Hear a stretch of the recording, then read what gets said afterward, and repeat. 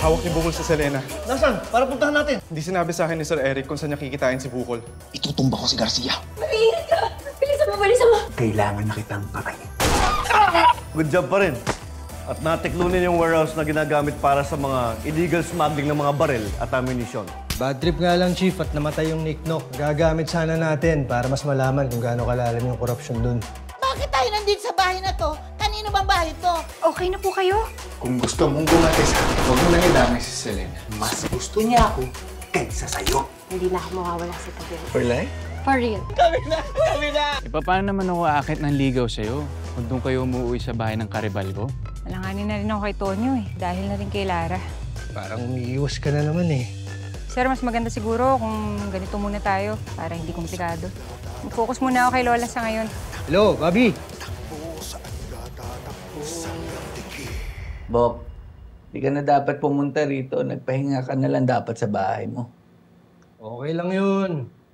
Wala rin naman akong gagawin eh. Tsaka gusto ko rin kamustahin yung kalagayan mo dito. Wala to, daplis lang to. Bok, baka naman nade-develop ka na sa akin, ha?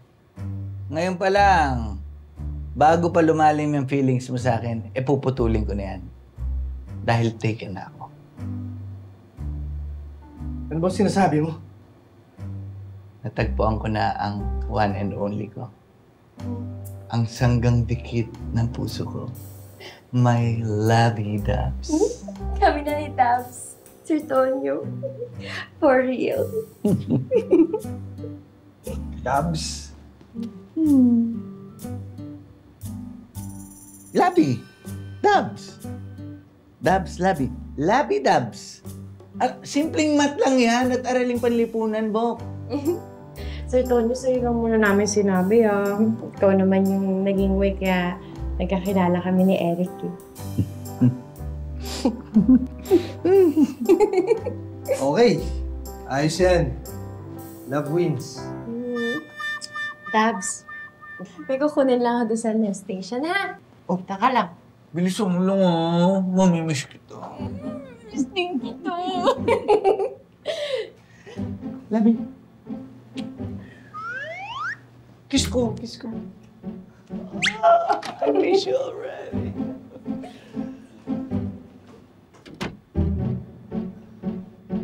Bok. Mukhang masayang-masaya ka. Kulang na lang, may ataol dito sa harap mo. Nagduluksa ka na eh. Pasensya ka na, Bok. Masaya talaga ako para sa inyo ni Selena. Oh, ba't di maipinta yung mukha mo? Ano pagod ka? Naiihi? Ano, Almoranas ka ba? Ano ba? Hindi ko kasi inabutan si Bobby kanina sa bahay.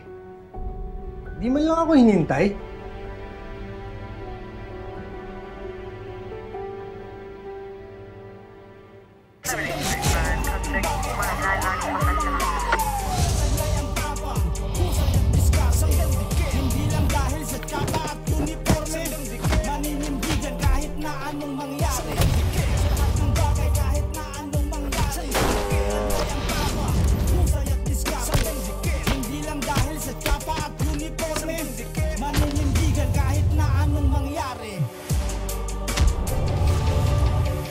Ikaw naman kasi, Bok. Ang problema mo, ang bagal mo kasi. Nasingitan ka tuloy ni Jared.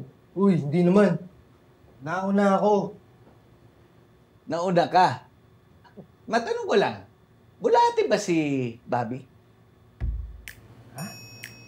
Ang dating kasi sa akin, the early bird gets the early worm. Bok, maya ka lang. Si Jared, Falcon, mandaragit.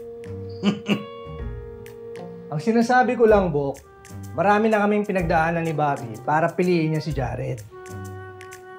Hindi mo mapapalitan ng kung sino mandaragit dyan. Ang sinasabi ko rin lang, daig ng mabilis ang maaga. Pero daig ng sigurado yung mabilis. Pwede ba huwag na natin pag-usapan yan? Pero seryoso, Bok, masaya ako para sa inyo ni Selena. Mabuti nga yun eh, makaka-get over ka na din kay Doc. Sinong Doc? Doc? Yung doktor dito kanina. Si Doc Cecilia yan eh. Alam mo, Sir Tonyo, hindi mo na kailangan magpalusot. Alam ko namang patay na patay to si Dabs dun sa doktora na yun. Grabe ka naman, Labi. Siya yung patay na patay sa akin. Alam mo, tapos na yung chapter ninyo ni Doc Cecilia. Ngayon, tayo naman. At sisiguraduhin ko ng mas makulay at mas puro na pagmamahal yung never-ending na chapter natin. Labi. Sobrang nakakakilig naman yan. Baka maihi ako. Hindi nakakabit yung catheter.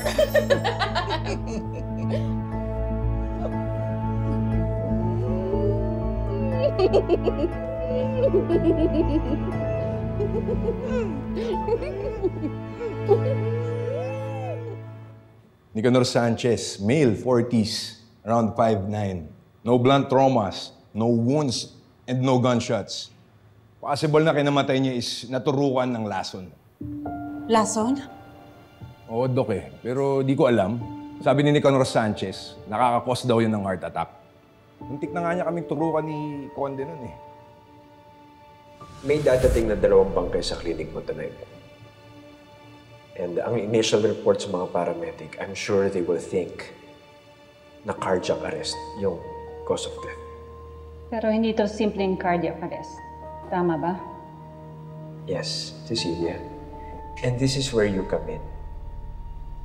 You see, their cause of death is potassium chloride overdose. Potassium chloride. Ang overdose nito nagkakos ng fatal irregular heartbeat. Exactly. And I need you to fix the autopsy report para lumabas na natural causes yung death nila. Bakit, Dok? May idea ka ba kung anong lason yun? I'm not sure, pero I had a similar case before. Magpapadala ako agad ng toxicology report.